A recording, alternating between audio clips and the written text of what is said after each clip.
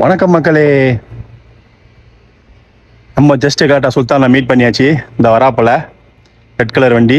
First time அவரை பார்க்குறேன் நான். இன்னைக்கு சொன்ன மாதிரியே நம்ம வந்து எல்லாம் எடுப்போம். ஓகே, ஒரு முக்கியமான ஆளை பேட்டி எடுக்க போறீங்க. இந்த டேஷ்போர்டு பார்த்துருக்கீங்களா? இந்த டேஷ்போர்டு தான் நம்ம யூடியூப்ல அடிக்கடி வரக்கூடிய டேஷ்போர்டு. அபிபீஸ் இப்போ நம்ம வந்து பார்த்தீங்கன்னா டாபரை வந்து மீட் பண்ணியாச்சு. ஸோ இப்போ இவரை வந்து பார்த்தீங்கன்னா நம்ம இன்டர்வியூ பண்ண போகிறோம். சொல்லுங்க பிரதர், எங்க ஒர்க்ல அப்படியே போயிட்டு இருக்கு? நல்லபடியா போயிட்டு இருக்கு. அலமதுல எந்த ஒரு பிரச்சனையும் இல்லை, சூப்பரா போயிட்டு இருக்கு. சவுதியில எத்தனை வருஷமா வேலை செய்றீங்க? நம்ம வந்து எக்ஸ்பீரியன்ஸை பத்தி சொல்லுங்க. 15-16 வருஷமா வேலை செஞ்சுட்டு இருக்கோம். இந்த 10 வருஷமா எப்படி பொழப்பு ஓட்டுனீங்க இங்க? பொழப்பு ஓடுது, அது மட்டும் ஓடுது. அலமதுல ஓடுது. இன்னும் நம்ம போக போக நிறைய உங்கள்கிட்ட கேள்வி கேட்போம். சரியா, வெயிட் பண்ணுங்க. There's a fucking rule in this jungle. எவன் பஸ் எடுக்கானோ அவனை எவ்வளவு தடுக்க முடியாது. திரும்பவும் ஆரம்பிக்கிறேன் ஸ்கிராச்ல இருந்து. நாளைக்கு day 1. Hi habibis, welcome back to Harfa vlogs. நம்ம சொன்ன மாதிரி இன்னைக்கு நம்ம ஊருக்கு கிளம்பியாச்சு. ஊருக்கு கிளம்ப வேண்டிய நேரமும் வந்துருச்சு. நம்ம ஒரு மிகப்பெரிய செலிபிரிட்டியை, சவுதி தமிழ் யூடியூப் மிகப்பெரிய செலிபிரிட்டி இன்னைக்கு நம்ம வந்து இன்டர்வியூ பண்ண போகிறோம். அவர் வண்டியை தான் நம்ம போயிட்டு இருக்கோம். நீங்கள் நல்லா பார்த்துருப்பீங்க இந்த வண்டி. பல டைம் நம்மளுடைய யூடியூப் சேனலில் இந்த டேஷ்போர்டு உங்களுக்கு தெரிஞ்சிருக்கும். ஓகேவா? ஸோ இப்போ நம்ம லைவ்ல பார்க்க போகிறோம். அவர் யாரு, அவருடைய கோல் என்ன, எல்லாமே நம்ம கேட்க போகிறோம். சார்பாக 15 கேள்வி ரெடி பண்ணி வச்சிருக்கேன். அதுக்கு அவர் வந்து ஃப்ராங்கா ஒளிவு மறைவு இல்லாமல் சொல்லுவார்னு நான் நம்புகிறேன். நீங்களும் கூடயே சேர்ந்து பாருங்க. Okay, let's go to just கலாட்டா. Hi habibis, how are you? அப்படி இப்படின்னு ஒரு எத்தனை மாசம், ஒரு 1.5 மாசமா ட்ரை பண்ணோம்ல. ஆமா, 1.5 மாசம் மீட் பண்ணலாம் தான். இந்த ஃப்ரைடே ட்ரை பண்ணிட்டு ஒருவேளை கடைசியில் அவர் ஊருக்கு போற அன்னைக்கு தான் மீட் பண்ணேன். ஆமா, இதுக்கு மேல விட்டா அவரை பிடிக்க முடியாதுன்னு சொல்லிட்டு வேணும்னே டாக்ஸி புக் பண்ணிருக்காரு. டாக்ஸில போகாம என்னைய புக் பண்ணிருக்காரு. இதான் சாக்கு அப்படின்னு சொல்லிட்டு. கண்டிப்பா இதை விட்டா வாய்ப்பு கிடைக்கல அப்படின்ட்டு. ஆமா, அப்புறம் இவரை பார்க்க முடியாது, வேற ஆப்ஷனே கிடையாது. வீட்டுக்கும் அவரை போக முடியாது. அவர் ரொம்ப பிஸியா இருக்காரு, பிஸி மேன். ஒரு செலிபிரிட்டி நம்ம பிடிக்கிறது சாதாரண விஷயம் கிடையாது. ஸோ அதனால நான் இவர் தான் வேணும். இவர் வந்து நான் ஃபர்ஸ்ட் கேட்கும்போது அவர் அண்ணன் அனுப்புறேன் அப்படின்னாரு. எனக்கு அண்ணன்லாம் வேணாம், நீங்க தான் வரணும் அப்படின்னு சொல்லி ரொம்ப பிடிச்சி வச்சிருக்கேன். ஓகேவா? அது ஏன் தெரியுமா, நேத்து நான் சொன்னேன், நேத்து வரைக்கும் இந்த மால் கூட்டிட்டு இருந்தேன்ல ஒருத்தர, அவரை நேத்து தான் நான் முடிச்சேன் கணக்கு பண்ணி. நேத்து முடிச்சேன். ஆமா, நேத்து தான் முடிச்சேன், கிட்டத்தட்ட காலையிலே முடிச்சேன். அதனாலதான் நேத்து நான் பேசும்போது அவரை கணக்கு முடிச்சு, இல்ல நான் நேத்து ஒரு நாள் ஓட்டி ஆகணுமா இல்லையாடுறது எனக்கு தெரியல. ஒருவேளை அவர் இல்ல ஒத்துக்கல அப்படின்னா நேத்து நான் இந்த டைம்க்குலாம் நான் எல்லாரும் பொன்னரம்ப மால்ல நிக்க வேண்டியது. அதனால்தான். அப்படி இல்லைன்னா அண்ணன் வருவாரு, இல்லைன்னா நான் வந்துருவேன், மேக்சிமம் நான் வந்துருவேன், கவலைப்படாதீங்கன்னா. அதுக்கப்புறம் அவர்கிட்ட பேசினா அவர் ஒத்துக்கிட்டாரு. அவர் ஒத்துக்கிட்டனால்தான் இப்ப அவருக்கு வேற வண்டி மாத்தி விட்டுருக்கேன், நான் இங்கே வந்துட்டேன். ஒத்துக்கலன்னா இப்போ சம்பவம் தான். ஆமா, ஸோ இந்த சம்பவம் பெரிய சம்பவம் ஆயிடுச்சு. அதை கிளியரா எக்ஸ்பிளைன் பண்ணிட்டாரு. ஸோ ஓகே, வாங்க, you go to start the interview. okay, hi habibis, just galata interview இன்னும் சில நேரத்தில் ஆரம்பிக்க போகுது. Okay, 1 2 3. Hi bro. Hi bro, எப்படி இருக்கீங்க? நல்லா இருக்கா? அல்ஹம்துலில்லாஹ். நீங்க எப்படி இருக்கீங்க? அல்ஹம்துலில்லாஹ் நல்லா இருக்கேன். எப்படி போகுது உங்க வாழ்க்கை? நல்லபடியா போயிட்டு இருக்கு. உங்களுக்கு எப்படி போயிட்டு இருக்கு? அல்ஹம்துலில்லாஹ் நல்லா போயிட்டு. எவ்வளவு நாள் ஆச்சு ஊருக்கு வந்து, சவுதிக்கு வந்து? சவுதிக்கு வந்தா இப்போவா? இல்ல, ஸ்டார்டிங் ஃபர்ஸ்ட் முதையா 2014 வந்தேன். 2014 நியூ இயர் கொண்டாடிட்டு ஜாலியா கோவால என்ஜாய் பண்ணிட்டு இங்க வந்தேன். அதோட என்ஜாய்மெண்ட் முடிஞ்சிச்சு. அதோட முடிஞ்சிச்சு. அதுதான் நான் பண்ண நியூ இயர் லாஸ்ட் செலிப்ரேஷன். அதுக்கப்புறம் எல்லா நியூ இயருக்கு இங்கதான். Okay okay okay okay. உங்க ஃபுல் பேர் என்ன? சுல்தான் உஸ்மான். சுல்தான் உஸ்மான் அலி. சுல்தான் என் பேரு, உஸ்மான் அலி அப்பா. சுல்தான் முகமதுலாம் கிடையாது. சுல்தான் உஸ்மான் அலி. உஸ்மான் அலி அப்படி பார்த்தா சுல்தான் அலி. சுல்தான் அலி. ஓகே. உங்களையே எல்லாரும் ஊட்டு சுல்தான் கூப்பிடுறாங்க. மாட்னாடா மானஸ்தன். ஊட்டு சுல்தான் ஏன் கூப்பிடுறாங்கன்னா, பிராங்கா சொல்லணும்னா, இப்போ வந்துட்டு இப்போ ஒரு பிளான் பண்றோம், இல்ல நான் இந்த மாதிரி போறேன் அப்படின்னு சொல்லிட்டு. இப்போ அது வந்து எப்பல இருந்து பேர் வந்துச்சுன்னா, நான் மும்பைக்கு ரைடு கிளம்பியிருப்பேன். அப்ப நான் அனௌன்ஸ் பண்ணது ஆல் இந்தியா ரைடுன்னு சொல்லி அனௌன்ஸ் பண்ணோம். ஆமா, ஆல் இந்தியா ரைடுன்னு அனௌன்ஸ் பண்ணோம். அதெல்லாம் எங்களோட பிளான் ஆக்சுவலா என்னன்னா, அது நிறைய பேர் கவனிச்சாங்களா இல்லையான்னு தெரியல. தெளிவா சொல்லியிருப்போம், ஆல் இந்தியா ரைடு சீசன் 1 அதுல நான் சொல்லியிருப்பேன். இதுல வந்து நம்ம வந்து மும்பை வரைக்கும் கவர் பண்ணுவோம், முடிஞ்சா லடாக் வரைக்கும் வேணா போகலாம் ஆனா மும்பை வரைக்கும் தான் கன்ஃபார்மா சொன்னது. பெங்களூரு, கர்நாடகா போற இடமெல்லாம் நம்ம ஏனா தானே எடுத்தோமா டெஸ்டினேஷனை நோக்கி போனோமான்னு இல்லாம போற ஒவ்வொரு வழியிலயும் மேக்சிமம் எவ்வளவு கவர் பண்ண முடியும், என்னென்ன டூரிஸ்ட் பிளேஸ் எல்லாம் மேக்சிமம் எடுக்க முடியும் அப்படின்னு சொல்லிட்டு நின்று டென்ட் போட்டு ஒரு நாளைக்கு 200-300 கிலோமீட்டர் தான் போகும். நின்று அந்த இடம் எல்லாம் கவர் பண்ணிட்டே போகும். அதனாலே மும்பை போயிட்டு ரிட்டர்ன் வரதுக்கே எங்களுக்கு 20 நாள் கிட்ட ஆயிடுச்சு. ஆமா, அது சீசன் 1ன்னு சொல்லியாச்சு. பிளஸ் சவுதிக்கே ரிட்டர்ன் வரக்கூடாதுன்னு சொல்லிட்டு இருந்தேன். சவுதிக்கே நான் ரிட்டர்ன் வரக்கூடாதுன்னு சொல்லிட்டு இருந்தேன். அதுக்கு என்ன ஆயிடுச்சு அப்படின்னா, வீட்டுல இருந்து ஒரு ப்ரெஷர். இப்ப நார்மலா எதுவுமே இல்லாதவன் போறது வேற, பிள்ளைங்களை வச்சுட்டு வைஃப் வச்சுட்டு ஒரு ஃபேமிலி மேனா நம்ம டிராவல் பண்ணும்போது அது ரொம்ப பெரிய ஹெவி ரிஸ்க். அது நார்மலா யங்ஸ்டர் எல்லாம் போறது தப்பு சொல்லல, ரிஸ்க் தான். பட் அதே ஒரு ஃபேமிலி மேனா போகும்போது நிறைய பொறுப்புகளோட போறாங்க கூட, அது டபுள் ரிஸ்க் ஆயிடுது. வீட்டுல இருக்கவங்களுக்கு ரொம்ப கஷ்டம் சொல்லி எனக்கு ப்ரெஷர் மேல ப்ரெஷரா கொடுத்து ரிட்டர்ன் நீ சவுதிக்கே போன்ற மாதிரி என்னோட மைண்ட் செட்டே மாத்திட்டாங்க. ஒரு கட்டத்துல நிதிஷ் ப்ரோவே கூட வந்தாப்புல, அந்த தம்பியே என் மைண்ட் செட் மாத்திட்டாரு. இது போங்க ப்ரோ அப்படின்னு சொன்னாங்க. அதுக்கப்புறமா ஃபைனலா ஒரு முடிவு எடுத்து திரும்பி நான் அங்க இருந்து பேக் அடிச்சுட்டு வந்தாச்சு.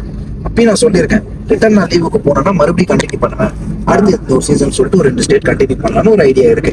அதை நான் கண்டினியூ பண்ணாம வந்ததால இவன் உருட்டிட்டான்னு சொல்லி சொல்றத செய்ய மாட்டேங்கிறீங்க, அதனால சொல்றது செய்யல அப்படின்னு சொல்லிட்டு அது செய்யறதுக்கும் பல காரணம் இருக்கு. நான் பிராங்கா இருக்கிறது எப்பயுமே சொல்லிடுவேன்.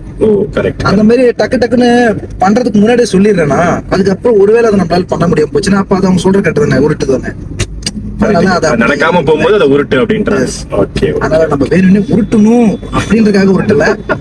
சொல்லுவேன் கைஸ் நம்ம போலான்னு இருக்கோம் அப்படின்னு, டக்குன்னு போக மாட்டேன். வேற ஏதாவது பிரச்சனை இருக்கும், எனக்கே மூடு மாறி இருக்கு போல, அப்ப அது உருட்டு கணக்குல தானே வரும். அதாவது தப்பு இல்லை சொல்றது. ஐ அக்செப்ட், அதை நான் அக்செப்ட் பண்ணிக்கிறேன். கேளுங்க அடுத்த கேள்விய. நீங்க என்ன படிச்சிருக்கீங்க? நானா இல்லப்பா, சாதாரண ஏழை விவசாய குடும்பம். 9th fail. இல்ல ஆக்சுவலா எப்படின்னா 9th பாஸ் ஆனா ஃபெயில் அப்படின்றதுதான் கணக்கு இருக்கு. ஆனா இல்ல, அது ஏன் அப்படின்னா மும்பைல தான் 9th வரைக்குமே ஃபுல்லா படிச்சது. பிறந்ததுல இருந்து 9th வரைக்குமே மும்பைல தான். 9th முடிச்ச உடனே ஊருக்கு செட்டில் ஆகலாம் அப்படின்னு சொல்லிட்டு ஃபேமிலி முடிவு பண்றாங்க. அப்ப தமிழ்நாட்டுக்கு வரும்போது 10th சீட் இல்ல, அப்ப எல்லாம் ஃபுல் ஆயிருச்சு. ஒண்ணு நீங்க மும்பை போயிட்டு 10th முடிச்சுட்டு அப்புறம் வாங்க அப்படின்ட்டாங்க. இல்ல இங்க நீங்க இப்ப சேர்க்கணும் அப்படின்னா மறுபடியும் 9th தான் போட முடியும், வேற வழி இல்லைன்ட்டாங்க. அப்ப பாஸ் ஆன பாஸ் ஆனா மறுபடியும் பாஸ் பண்ணி அந்த 9th உட்கார வைக்க முடியாதுல்ல. அப்ப மறுபடியும் மும்பைக்கு அதே இடத்துக்கு போயிட்டு ஃபெயில்னு போட வச்சு சர்டிபிகேட் வாங்கி மறுபடியும் 9th படிச்சேன். அந்த 9th ஃபைனல் எக்ஸாம் விடுறப்போ எல்லாம் நல்லபடியா போயிடுச்சு. ஃபைனல் எக்ஸாம் டைம்ல அப்புறம் டேடி இறந்துடுறாரு ஆக்சிடென்ட்ல. அப்ப அதோட பேக் எல்லாம் தூக்கி போட்டு அப்படியே இந்த டிரைவிங் அவர் போறது மாதிரி இது ஒண்ணு கத்து கொடுத்துட்டு போனாரு. அப்ப கை பிடிச்சதுதான் இன்னும் அப்படியே. ஆமா, மும்பைல அதெல்லாம் ஒரு 3-4 ஆட்டோ வச்சு எல்லாம் அல்ஹம்துலில்லாஹ் நல்லபடியா போயிட்டு இருந்துச்சு. நடுவில் அப்புறம் சுச்சுவேஷன் தானே எல்லாம் மாறுறது. அதனால 9th இப்படி ஃபெயில் ஆனது.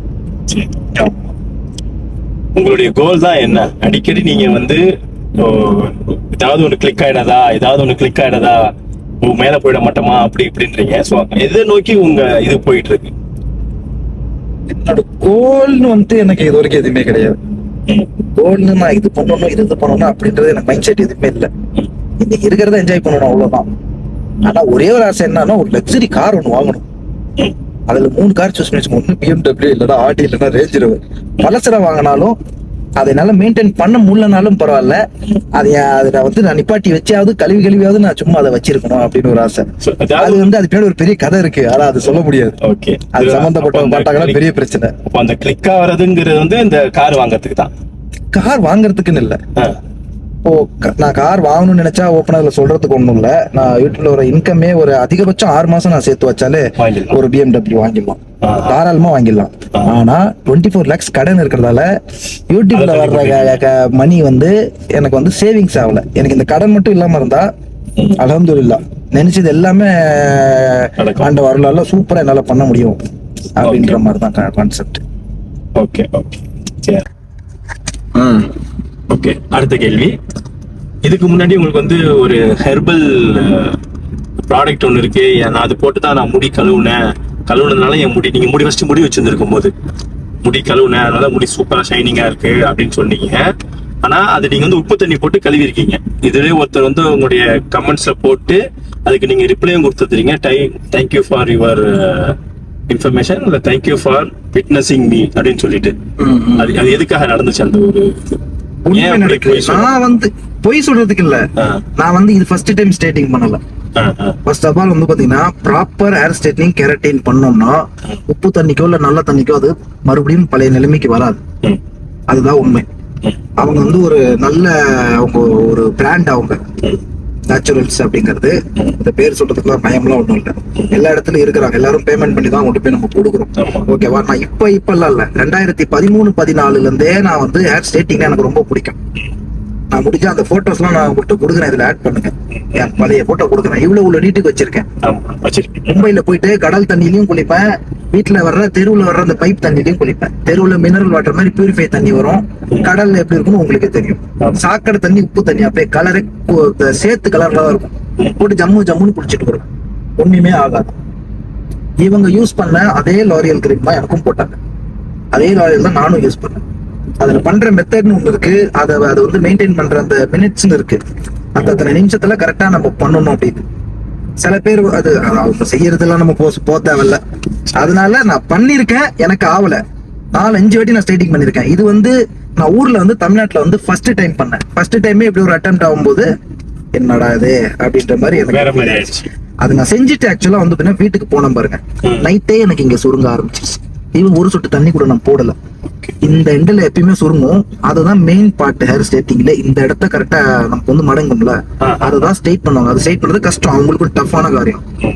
பட் அந்த இடம் வந்து பாத்தீங்கன்னா ஸ்ட்ரைட் ஆகணும். பட் நார்மலாவே வந்து எனக்கு 2 நாள் கூட அது தாக்கு பிடிக்கல. இந்த இடம் மட்டும் வளைஞ்சிச்சு, மற்றது ஸ்ட்ரைட்டா தான் இருந்துச்சு. அப்புறம் குளிக்க போகும்போது கொஞ்சம் எக்ஸ்ட்ரா தான் முடிஞ்சிச்சு. அதுக்கப்புறம் சரி ஓகே விட்டு தள்ளு பாத்துக்கலாம் அப்படின்னு சொல்லிட்டு விட்டதுதான். ஸோ இதுதான் ரீசன். நம்ம ஃபர்ஸ்ட் டைம் பண்ணிட்டு பிளேம் பண்ணா நான் சொல்ற மாதிரி ஏத்துக்கலாம். நானும் எதுக்கு இது கொண்டு போயிட்டுன்னு சொல்லிட்டு எதுக்கும் யாருக்கும் நான் அவ்வளவு சீக்கிரம் பதிலும் கொடுக்கல. என்ன அவங்க பார்த்தாங்க, ஒன்னும் கேட்கவும் இல்லை. நானும் சொன்னேன் தண்ணி போடக்கூடாது அப்படின்னாங்க, அதே தான் அவங்களும் சொன்னாங்க. சரி எதுக்கு நம்ம மும்பைக்கு இதெல்லாம் தமிழ்நாட்டுல வந்து பேசிக்கிட்டு, அது வேற ப்ராடக்டா இருக்கலாம், ஒருவேளை இந்த ப்ராடக்ட் இப்படி தான்ப்பா நமக்கு சொல்ல வாய்ப்பு இருக்கு. அதனால அதை பத்தி நான் எதுவும் பேசவும் இல்லை. ஆமா.